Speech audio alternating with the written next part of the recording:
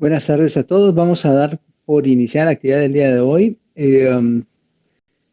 Quiero recordarles que el día martes ya corresponde hacer la primera evaluación parcial y esta se va a llevar a cabo en el Salón José Fajardo Pequeño en el Hospital Roosevelt a las 14 horas. Así que por favor todos recuerden que no va a ser en el CUM por la situación que estamos viviendo en la actualidad, sino en el hospital.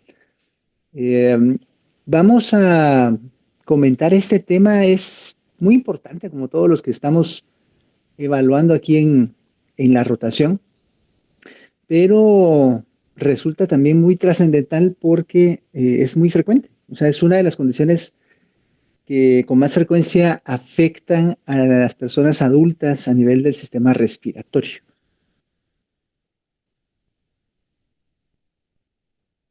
No todos los pacientes que tienen tos tienen EPOC, o sea, eso es más que evidente. Pero una de las características principales de los pacientes que tienen enfermedad pulmonar obstructiva crónica, o sea, EPOC, es que se quejan de tos crónica y persistente. Dependiendo del tipo de alteración que vayan a presentar, o sea, qué es lo que predomina, así va a ser sus síntomas también predominantes. Sin embargo, aunque en el pasado se dividía o se hacía una división clínica muy marcada entre los pacientes que tenían un predominio de tipo enfisematoso versus los pacientes que tenían bronquitis crónica, en la actualidad realmente la mayoría de los pacientes tienen una mezcla de signos y síntomas de ambos. O sea, no es tan frecuente encontrar pacientes eminentemente enfisematosos o eminentemente bronquíticos crónicos. Entonces sí es importante que tomemos esto en cuenta. Sin embargo, la tos, la disnea, la dificultad respiratoria progresiva, todos estos síntomas nos deben de ir alertando ante esta posibilidad. Recuerden que lo que sucede en estos pacientes es que hay una limitación al flujo de aire que no es completamente reversible. Esto la diferencia del asma bronquial que ya platicamos con el doctor Velázquez en su clase. En estos pacientes, cuando tienen asma bronquial, lo que sucede es que la obstrucción de las vías aéreas es reversible. O sea, los pacientes con terapia broncodilatadora pueden revertir esa obstrucción y mejorar su sintomatología. Eso es parte importante del objetivo terapéutico que uno se plantea. Pero en estos casos, los pacientes aún con terapia broncodilatadora no resuelven totalmente la obstrucción y persiste y progresa además. Cuando hablamos de pacientes con enfisema o con predominio enfisematoso, lo que nos debe llamar la atención es que estos pacientes desde el punto de vista anatomopatológico van a tener predominantemente destrucción de las paredes alveolares y al final de cuentas, pues no solo se hacen más grandes los espacios aéreos, sino que precisamente esa destrucción de las paredes limita mucho la capacidad que tiene de intercambio gaseoso. O sea, se reduce mucho la superficie sobre la cual se puede llevar a cabo este intercambio gaseoso y se afecta obviamente la ventilación de los pacientes. Los pacientes con bronquitis crónica pueden tener un cuadro también de destrucción de paredes alveolares, pero en ellos predomina más el proceso inflamatorio de los alveolos. En estos casos, los pacientes lo que van a presentar es una mayor proceso como de edema, acumulación de líquidos, de materiales celulares destruidos, acumulación de detritos celulares, acumulación de material inflamatorio. Entonces esos pacientes van a tener ese componente principal y en la clínica lo que van a quejarse es de tos con producción de flemas amarillentas, verdosas. También existe la enfermedad de pequeñas vías respiratorias y en este cuadro o estos pacientes lo que sucede es que los bronquiolos están pues no solo reducidos en número, sino más estrechos. Esto es importante que lo conozcan. Existe una entidad o una iniciativa, mejor dicho, que se encarga de concientizar al mundo, a los pacientes, a los médicos sobre este tipo de problemática. Y esa iniciativa se llama GINA, o Global Initiative for Chronic Obstructive Lung Disease. O sea, lo que sucede con esta entidad o esta iniciativa es que se procura brindar información actualizada y y también muy precisa para los pacientes, para los médicos que tienen contacto con estos pacientes, para las familias. Y también se procura ejercer presión desde el punto de vista de salud pública para buscar estrategias que reduzcan la evolución hacia estos problemas. De acuerdo entonces a lo que podamos nosotros requerir aquí en esta página, que es la página del COLT, que así se abrevia en inglés, esta iniciativa de enfermedad pulmonar obstructiva crónica, aquí pueden ustedes encontrar diferentes recursos, tanto para pacientes como para nosotros como médicos, reportes, guías clínicas, situaciones que nos van a ayudar en el manejo de estos casos. ¿Cómo hacemos el diagnóstico? Como en toda entidad clínica en medicina, el diagnóstico tiene una base importante en la historia y en el examen físico. O sea, todo lo que nosotros recabemos de historia de la enfermedad y examen físico y antecedentes, pues nos va a ayudar a llegar al diagnóstico preciso. Pero lo confirmo a través de la determinación o de lograr establecer el nivel de obstrucción del flujo aéreo que tenga el paciente a través de la realización de la espirometría. Estos pacientes entonces deben ser evaluados clínicamente y después confirmar no solo el diagnóstico, sino la severidad de la afección al realizar una espirometría. Uno de los factores principales para que los pacientes desarrollen esta complicación es precisamente el tabaquismo y constituye en la actualidad la tercera causa de muerte en Estados Unidos, afectando a más de 10 millones de personas en ese país. En Guatemala también hay una gran cantidad de pacientes que tienen este tipo de problema y la exposición no solo a humo de cigarrillo, sino a los componentes de la biomasa, o sea, el humo de leña, también es un factor importante, sobre todo en las mujeres del interior o que siguen cocinando con leña. No todos los pacientes que fuman o no todas las pacientes que se exponen al humo de leña o que se exponen a elementos nocivos del ambiente van a desarrollar esta problemática, pero sí es un factor de riesgo. O sea, el humo de cigarrillo es el principal. Pero también debe establecerse o debe existir una cierta susceptibilidad genética. O sea, los pacientes, todos los seres humanos, tenemos ya cierta predisposición por nuestros marcadores genéticos a algunas complicaciones. Hablando de otros temas, por ejemplo, en un grupo familiar puede ser que sea más frecuente encontrar problemas de la tiroides, por ejemplo, pero no todos van a tener, primero, no todos lo manifiestan, y segundo, no todos tienen la misma expresión de esa susceptibilidad genética. Pero en el caso de pacientes con EPOC, pues obviamente también es importante.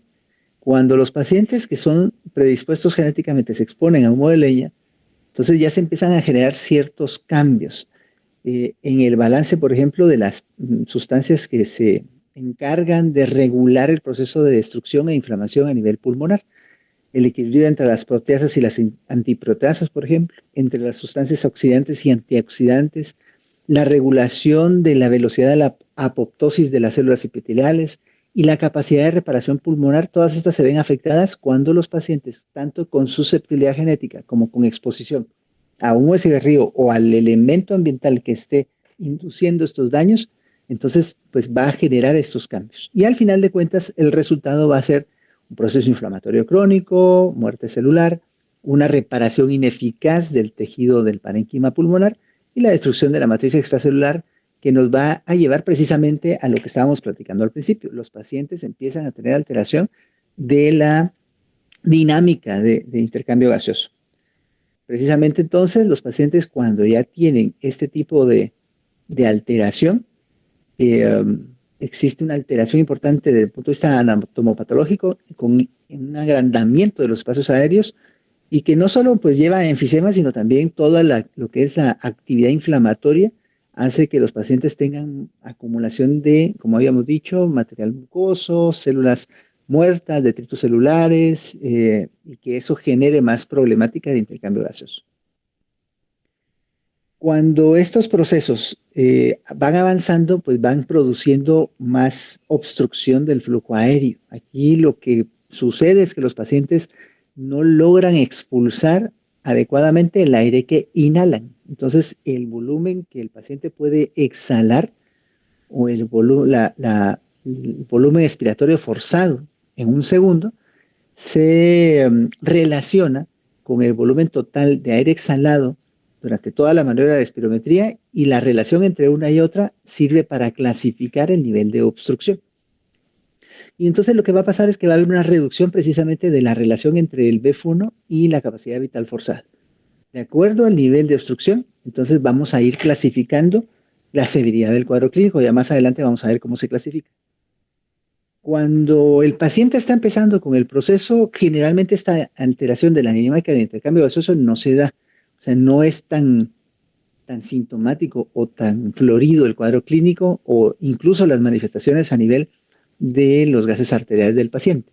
Pero en la medida que el proceso va incrementándose, y sobre todo cuando la BEF1 ya se disminuye más o menos un 50% de lo que debería tener para su contexto clínico, o sea, por su edad y sus características clínicas, en ese momento empiezan ya a aparecer alteraciones de la presión parcial de oxígeno, empieza a haber ya también reducción de la capacidad de difusión del dióxido de carbono, y empieza a aumentar cuando el BEF1 se reduce a menos del 25% de lo predicho.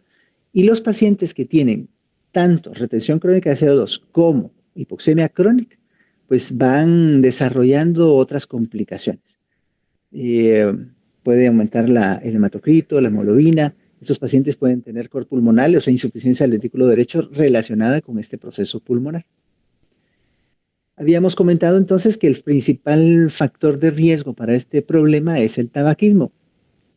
Vean cómo los pacientes, de acuerdo al nivel de exposición a cigarrillo, así va a ser la alteración o el aceleramiento de la declinación del BEF1. Los pacientes que no fuman van a tener esta distribución normal en cuanto al BEF1. Esto evalúa a toda la población, pero en la medida que el índice tabáquico va aumentando, o sea, en cuanto los pacientes van teniendo más exposición a humo de cigarrillo, lo que va sucediendo es que esta declinación se va presentando en edades, digamos, más tempranas, o va afectando de mayor manera de acuerdo al nivel de exposición al humo de cigarrillo que tienen los pacientes. Estos pacientes entonces, conforme van incrementando la inhalación o la exposición a este factor, van teniendo menos capacidad de mantener su BEF1 a través del tiempo. ¿Qué factores pueden influir en esta evolución, aparte de la susceptibilidad genética y de la exposición a los elementos como humo de cigarrillo? Pues realmente aquí va a influir las infecciones respiratorias. Fíjense que aquí no es tanto que una infección respiratoria induzca EPOC, sino que los pacientes que tienen EPOC, o ya tienen este proceso activado, cuando tienen una infección respiratoria se recrudecen sus síntomas, o sea, se alteran más esa dinámica de funcionamiento del intercambio gaseoso, y tienden a tener más sintomatología. Cuando se recuperan del proceso infeccioso, por lo general no logran recuperarse de forma completa a donde estaban antes de la infección, y eso contribuye en algunos casos a que se acelere esa declinación de la función pulmonar de los pacientes. Las exposiciones ocupacionales, sobre todo a sustancias volátiles, o sea, inhalaciones de vapores, puede ser otro factor que incremente la sintomatología. La contaminación atmosférica.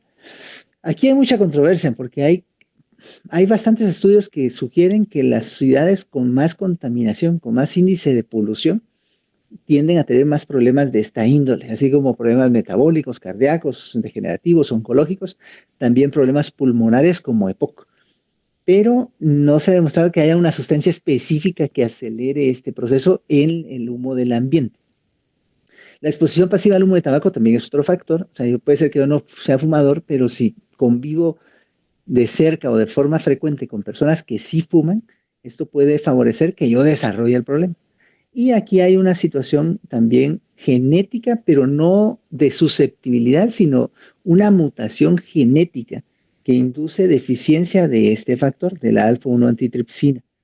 Cuando estos pacientes tienen esta condición, van a tener una alteración en este gen o alguno de estos otros dos, y hace que sean incapaces de regular la acción de la tripsina. Entonces va a generarse una mayor predisposición a destrucción de las paredes celulares y los pacientes pues no tienen la capacidad de repararla y inducen más daño pulmonar de forma acelerada. No se contraponen, o sea, alguien que tenga esto también puede tener otros factores de riesgo para EPOC, sobre todo el tabaquismo. Entonces, esos pacientes obviamente uno les debe indicar que ya no fumen. Normalmente, conforme vamos creciendo, conforme vamos aumentando en la edad, nuestra función pulmonar se va a declinar, como todo. O sea, todo en el cuerpo humano va a ser susceptible de deteriorarse progresivamente. En la primera línea de hasta arriba vemos cómo se da este proceso de forma normal. Más o menos entre los 20 y los 30, uno alcanza la mayor capacidad de funcionamiento pulmonar. Pero a partir de los 40 empieza a suceder este deterioro progresivo, pero que si ustedes se dan cuenta, si el paciente no tiene nunca EPOC y evoluciona normalmente en cuanto a su situación pulmonar a través de los años, a los 80 años todavía va a tener un 75% del BEF1, o sea, va a tener un nivel bastante adecuado. Sin embargo, en los pacientes que tienen EPOC, que tienen alguna exposición a estos factores, van a tener no solo dependiendo de la edad a la que se han expuesto y de la intensidad, no solo van a tener una capacidad menor de crecimiento de todo lo que son las paredes celulares y desarrollo de su capacidad pulmonar, sino que si eventualmente en algún momento sí lograron llegar a un punto bastante adecuado, después de exponerse crónicamente a estos factores, van a empezar a deteriorarse de manera acelerada. Y entonces van a empezar a tener síntomas a edades incluso mucho menores, generalmente entre los 50 o hasta los 70 años de edad, dependiendo del nivel de obstrucción que puedan tener estos pacientes. Mencionábamos al principio que el cuadro clínico característico es la tos, la producción de esputo y la disnea de esfuerzo. Pero si yo les menciono solo estos tres síntomas, me podrían decir fácil otros 5 diagnósticos diferenciales. Me pueden decir, mire, eso puede ser falla cardíaca congestiva, eso puede ser, no sé, una tromboembolia pulmonar, puede ser una neumonía, o sea, sí, tienen razón. Claro que cada signo y síntoma pues predomina más o menos en cualquier otra entidad clínica, pero lo característico aquí es que estos episodios son crónicos y recurrentes o repetitivos a través del tiempo.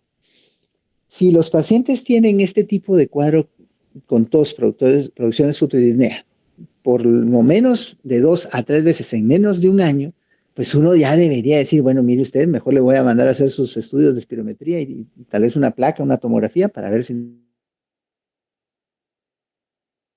no tiene EPOC. Sobre todo si tiene factores de riesgo de los que ya platicamos. Los síntomas pueden durar meses o años, o sea, pasar de esa forma a través del tiempo. Y a medida que va avanzando el proceso, pues ya lo principal ya no es tanto la tos, sino la disnea de esfuerzo. O sea, estos cuadros van empeorando a través del tiempo. Cuando el paciente ya hace sus actividades normales, pues incluso, ya no cuando hace algún esfuerzo importante, sino cuando hace sus actividades normales empiezan a tener mucho problema.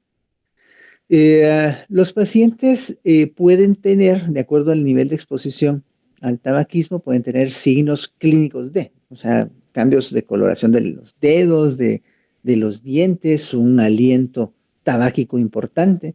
O sea, todas estas situaciones uno las debe buscar activamente al examen físico.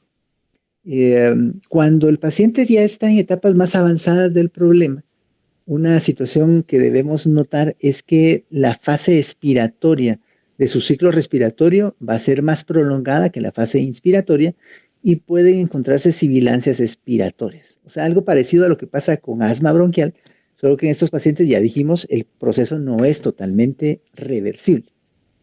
También cuando el proceso está muy avanzado, uno puede encontrar datos clínicos o radiológicos de hiperinsuflación que pueden comprender el famoso tórax en tonel y volúmenes pulmonares aumentados con aplanamiento del diafragma. Y cuando el paciente ya está en etapas muy, muy avanzadas y con mucha dificultad para poder ejercer su función respiratoria, vamos a ver que está pues con un uso importante de músculos accesorios de la respiración o incluso se coloca en posición de trípode para ayudarse a respirar un poco mejor y algunos pues ya van a desarrollar cianosis si el proceso es demasiado intenso. Este es el ejemplo de lo que les comentaba hace unos momentos. Anteriormente se clasificaban los pacientes desde el punto de vista clínico en los sopladores rosados, que son los pacientes con predominio bronquítico. Estos pacientes, perdón, sí, los sopladores rosados son los pacientes que tienen un aspecto más delgado. En reposo no tienen cianosis, pero los pacientes con predominio de tipo bronquítico son llamados congestivos cianóticos, porque estos pacientes tienden a tener una coloración un poquito más cianotizante, digamos, más oscura. Estos se les ve más rojizos, pero en etapas finales de su evolución clínica también pueden llegar a presentar cianosis porque su capacidad de difusión de oxígeno se reduce de forma importante. Cuando nosotros tenemos que evaluar a nuestros pacientes, entonces podemos ir encontrando diferentes características. Ya les decía al principio también que no todos cumplen a cabalidad con cada cuadro clínico, pero los pacientes que tienen predominio enfisematoso, estos pacientes se quejan predominantemente de disnea, muchas veces severa, y generalmente se presentan después de los 50 años de edad. En cambio, los pacientes que tienen predominio bronquítico tienden a tener un cuadro más de tos crónica, con esputo mucopurulento, exacerbaciones muy frecuentes, de problemas de infecciones respiratorias, y se tienden a presentar en edades más tempranas entre los 30 y los 40. Si hablamos de pruebas de laboratorio adicionales, los pacientes con predominio de enfisema tienden a tener hemoglobinas más o menos normales. La presión arterial de oxígeno se reduce, pero de forma leve. Sin embargo, los pacientes con predominio bronquítico, estos pacientes sí tienden a tener hemoglobinas mayores, entre 15 y 18 por la hipoxemia crónica, y precisamente su presión arterial de oxígeno tiende a ser menor, entre 45 y 60. Y también tienden a retener más CO2 que los pacientes que tienen predominio enfisematoso. Los pacientes que tienen ya pues, esta situación en cuanto a su función, las pruebas de función pulmonar, vemos que estos, en el caso de predominios enfisematosos, pues obviamente van a tener un proceso obstructivo en el estudio de espirometría, y también los pacientes con predominio bronquíticos. Aquí los dos pueden llegar a tener obstrucción de igual manera. Cuando queremos ver otros estudios, tal vez lo más importante es que lo que nos van a demostrar es que los pacientes con predominio enfisematoso tienden a tener menos desaturación en etapas no tan avanzadas, ya solo en las etapas finales, y los pacientes con predominio de bronquitis crónica tienden a tener desaturación de forma más temprana en su evolución, y con más frecuencia también se asocian con apnea obstructiva del sueño, lo cual no sucede en pacientes con predominio de enfisema. Debido a todo el esfuerzo que estos pacientes tienen que hacer para hacer su proceso respiratorio, con alguna frecuencia, cuando están ya también bastante avanzados en su proceso, tienden a presentar caquexia, o sea, se altera mucho su estado nutricional. Pierden peso, hay emaciación bitemporal, y los pacientes tienen mucha pérdida de tejido adiposo subcutáneo. Además del esfuerzo que eso requiere, también la inflamación crónica, sobre todo la elevación en las sustancias o citoquinas proinflamatorias como la factor nervioso estimular alfa, esto puede incrementar esta manifestación. Los pacientes también pueden tener una especie de movimiento paradójico de la caja costal con cada ciclo inspiratorio, eso se llama signo de Huber, y los pacientes cuando encontremos en su cuadro clínico, en su examen físico, dedos en palillo de tambor, esto no necesariamente es un signo de EPOC, pero debe de alertarnos. O sea, los pacientes que tienen un cuadro que parece EPOC, pero tienen dedos en palillo de tambor, debemos buscar alguna otra causa, probablemente cáncer pulmonar o alguna otra situación que induzca este tipo de manifestación clínica. Acá está la clasificación que les comentaba de acuerdo al BEF1 y a la relación entre el BEF1 y la capacidad vital forzada, que nos sirve para clasificar no solo el estadio de Gold, sino también la gravedad del problema.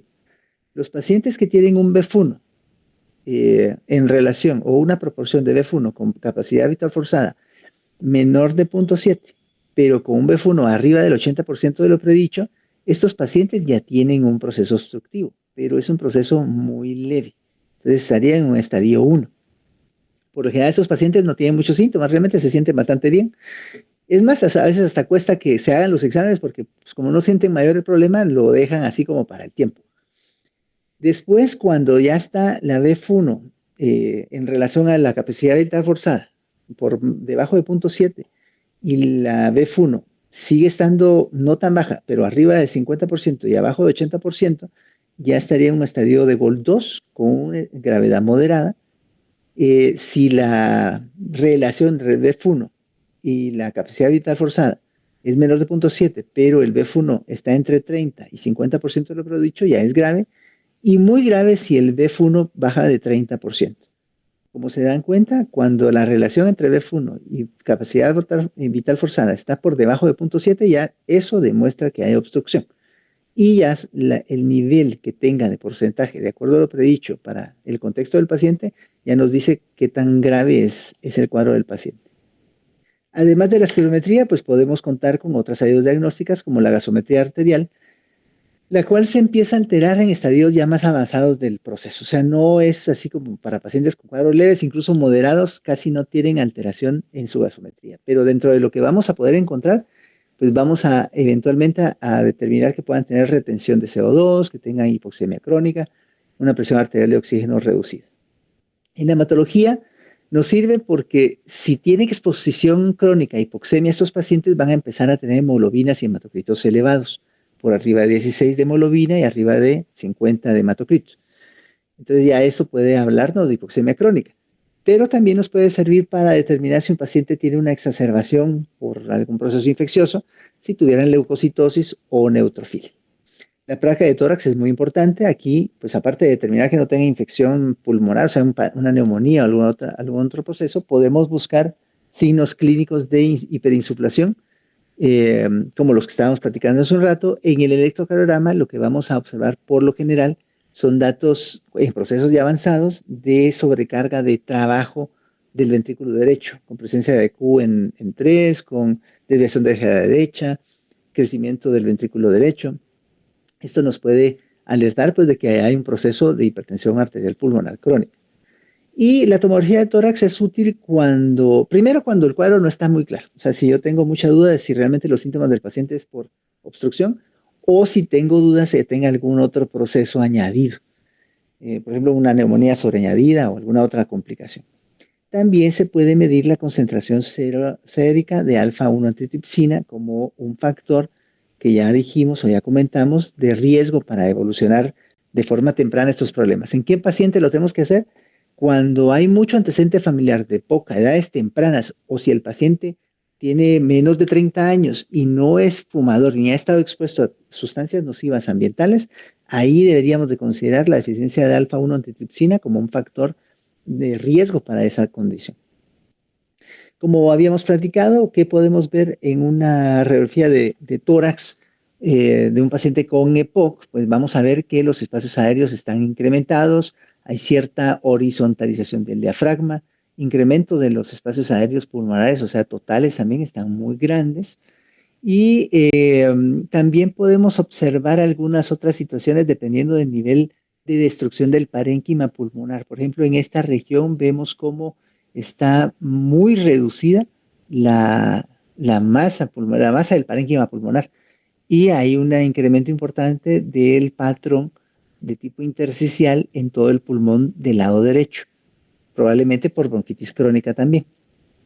Aquí vemos otros ejemplos. Aquí hay destrucción importantísima del parénquima pulmonar. Vean cómo se ven pues grandes espacios pulmonares. Aquí son más notorios, ¿verdad? Estas grandes áreas de bulas en las cuales pues se ha perdido mucho el parénquima pulmonar y estas especies como de cicatrices acá, que es lo que están haciendo es contener esas bulas. También el corazón a veces se puede ver así como peludo, ¿no? Este aspecto corazón peludo aquí tiene que ver con la presencia de secreciones pulmonares, o sea, también con el componente de bronquitis crónica que habíamos comentado. Pero este paciente, vean cómo no solo está horizontalizado sus diafragmas y tiene datos de bronquitis crónica, sino también de enfisema. Miren, hay mucha pérdida de la masa del parénquima pulmonar. En el electrocardiograma lo que habíamos comentado tiene que ver con la presencia de un excesivo esfuerzo para el ventrículo derecho, sobre todo si hay una, digamos, incremento de la presión de la arteria pulmonar importante que van a hacer que, pues, que el paciente empiece a generar estos cambios con una especie de rotación a la derecha, un eje desviado a la derecha, que son signos, pues, de lo que habíamos dicho, crecimiento auricular y ventricular derecho y cor pulmonal. Esta es una imagen de una radiografía y una tomografía de una paciente de 71 años de edad. Vemos cómo están incrementados los volúmenes pulmonares y hay una especie de patrón de tipo intersticial basal bilateral. Pero también se ve engrosamiento de las paredes bronquiales. Vean cómo está aquí engrosado por todo el proceso inflamatorio que tiene y esto es muy característico de bronquitis crónica. Tratamiento.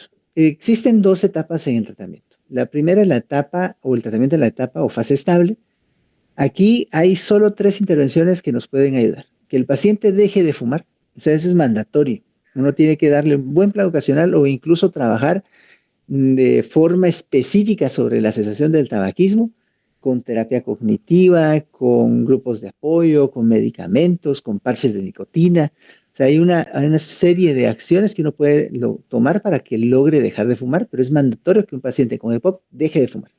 Eso le va a cambiar la evolución clínica de su cuadro. El otro es el uso de oxigenoterapia en pacientes que ya tienen hipoxemia crónica. Eso también les ayuda mucho a mejorar su calidad de vida, su sintomatología y también el deterioro que puedan tener de su función pulmonar.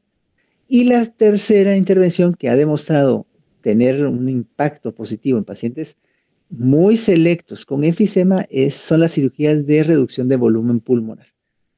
Todas estas intervenciones mejoran la sobrevivencia de estos pacientes con EPOC, pero pues podría uno considerar otros tratamientos.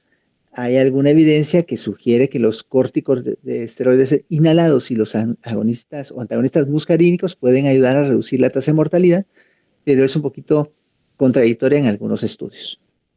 Como decíamos, para el cese de tabaquismo tenemos muchas intervenciones. Es problemático, o sea, realmente es difícil lograr que alguien deje de fumar, pero no es imposible. Muchos pacientes lo dejan de hacer.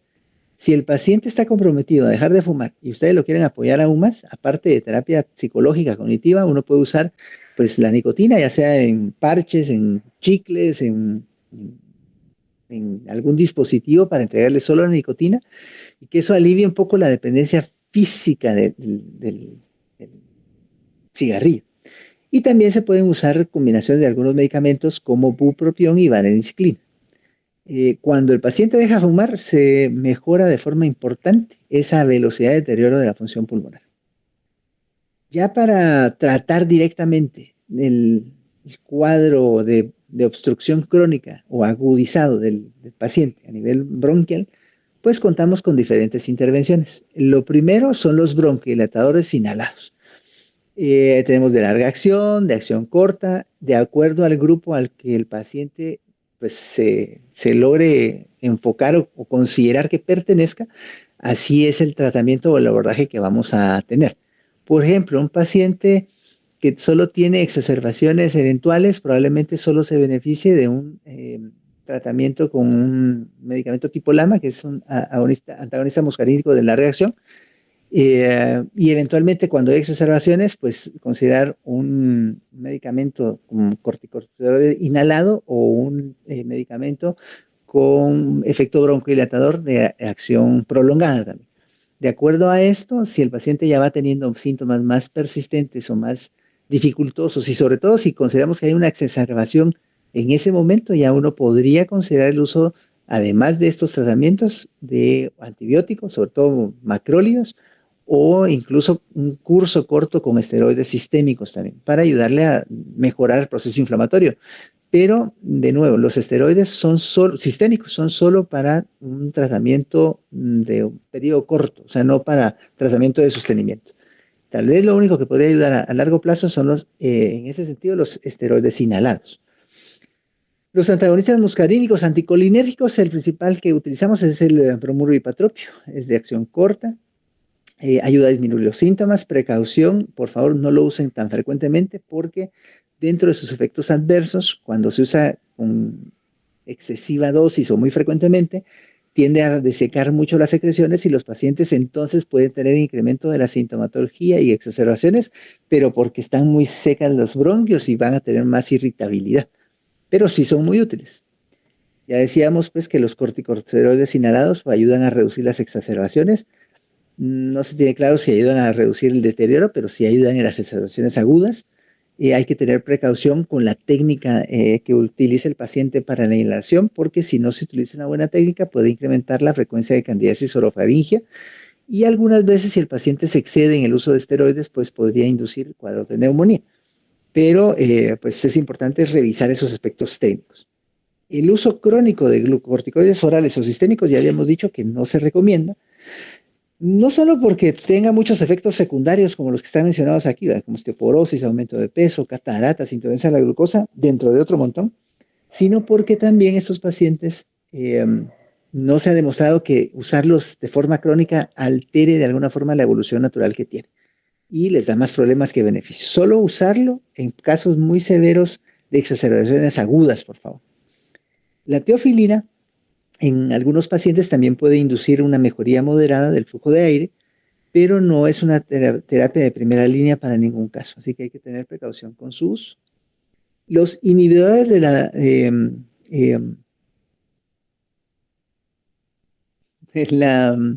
fosfodiesterasa 4, los inhibidores de la fosfodiesterasa 4, como el roflumilast, también han demostrado reducir la frecuencia de exacerbaciones en pacientes con EPOC, sobre todo grave, o bronquitis crónicas que tienen exacerbaciones frecuentes, pero no es un tratamiento que esté disponible para todo mundo, sobre todo por el tema del costo. Y los antibióticos, no es conveniente usar antibióticos de rutina, solamente cuando consideramos que el paciente tiene una exacerbación aguda porque tenga una infección bacteriana.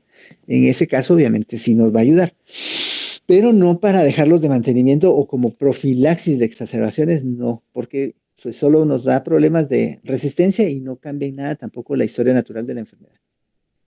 La oxigenoterapia es uno de los tratamientos que habíamos comentado que puede ayudar a reducir la tasa de mortalidad y la evolución natural del deterioro de estos pacientes, pero sobre todo si ha tenido ya, se ha demostrado que tiene hipoxemia crónica el paciente. Entonces, en esos casos sí hay que indicar uso de oxígeno suplementario como tratamiento específico. Y también para los pacientes que al final demostremos que tengan deficiencia de alfa-1 antitripsina, estos pacientes pueden mejorar con terapia para aumentar la alfa-1 antitripsina. Dentro de las terapias no farmacológicas están las vacunas. Recuerden siempre, estos pacientes tienen que estar vacunados anualmente contra influenza. Hay que vacunarlos contra neumococo, contra Bordetella pertussis, ahora contra COVID. Existen también maneras de rehabilitar pulmonalmente al paciente. O sea, hay terapistas respiratorios que nos pueden ayudar muchísimo a recuperar función pulmonar.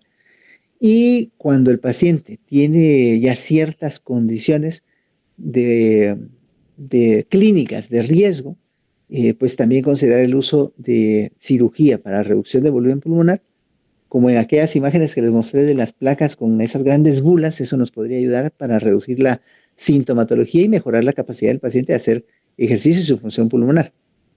O trasplante, o sea, también considerar trasplante pulmonar en estos casos. La otra etapa o fase del tratamiento son las exacerbaciones. El factor principal para exacerbaciones es que el paciente tenga un proceso infeccioso. Puede ser viral o puede ser bacteriano. Y aquí lo que va a pasar es que los pacientes sobre sus síntomas habituales van a tener un incremento importante en la intensidad de la disnea, tos y de los hallazgos a nivel pulmonar. También en la cantidad de esputo. Estos pacientes, si ustedes consideran que tienen un proceso infeccioso bacteriano, les tienen que dar antibiótico y además darle los tratamientos que ya comentamos para broncodilatar. Dentro de los broncodilatadores, pues los que habíamos comentado, los beta-2 agonistas, también los antagonistas muscarínicos. Recuerden que estos pacientes con más frecuencia van a tener infecciones por Streptococcus pneumoniae, por Haemophilus influenza y moraxella. Y pues algunos pacientes pueden tener Mycoplasma clamidia neumonía como causa de la exacerbación. Entonces nuestro esquema de antibiótico debe tomar esto en cuenta y ser suficientemente amplio. Por ejemplo, usar un macrólido de inicio para darle cobertura a la mayor parte de bacterias que puedan inducir este problema y combinarlo con una cefalosporina de tercera podríamos hacer para mejorar el espectro de acción de que va a recibir el paciente. Además de los glucocorticoides inhalados, aquí sí, en las etapas agudas podemos usar glucocorticoides sistémicos, ya sea orales o parenterales, para mejorar o reducir la inflamación, pero recuerden, solo es un periodo corto de tiempo, o sea, no se lo va a dejar de mantenimiento. Oxígeno mientras sea necesario y eventualmente considerar ventilación mecánica si el paciente pues, deteriora su proceso ventilatorio. A pesar de todo esto y a pesar de hacer todo lo mejor que podamos hacer, más o menos un 20% de los pacientes vuelve a hospitalizarse el mes siguiente de su egreso por exacerbación y hasta casi la mitad, casi un 50% en el siguiente año después de una exacerbación. Y la mortalidad después del egreso es más o menos del 20%. O sea, estos son datos importantes porque nos hablan de la morbilidad y mortalidad que los pacientes puedan tener relacionados con las exacerbaciones y cómo podemos nosotros o debemos tomar en cuenta esto para reducir esa posibilidad de que vuelvan a ingresar. ¿Cuándo hay que referir a los pacientes? Primero, si el paciente tiene un cuadro de POC antes de los 40. Ya hemos dicho que los pacientes jóvenes, y sobre todo si no han estado expuestos a factores de tabaquismo, uno les debería de investigar otros procesos como deficiencia alfa-1 antitripsina.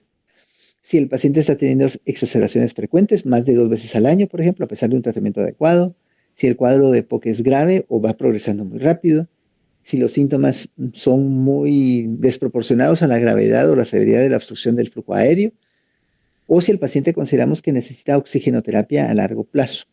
Cuando aparecen enfermedades adicionales como falla cardíaca, cor pulmonar o cáncer de pulmón, en todos estos casos debemos siempre enviar al paciente con el neumólogo. ¿Y cuándo ingresarlos? Cuando tenemos exacerbaciones de EPOC agudas, de severas, con empeoramiento del cuadro clínico, si hay hipoxemia aguda o hipercapnia severa también, si hay edema o alteración del estado mental, si consideramos que la atención en el domicilio no va a ser la adecuada o la correcta, o si el paciente tiene problemas nutritivos, o sea, si está muy mal, probablemente se beneficie más de que lo dejemos ingresar unas 48, 72 horas y podamos entonces por lo menos controlar la etapa aguda y ya después darle salida con manejo ambulatorio. O si el paciente tiene enfermedades asociadas de alto riesgo, como una diabetes muy descompensada o tiene una crisis hipertensiva, alguna otra situación. Con esto termino, doctores y doctoras, y espero pues que haya sido de utilidad la información. Estamos ahora en la sección de preguntas y respuestas.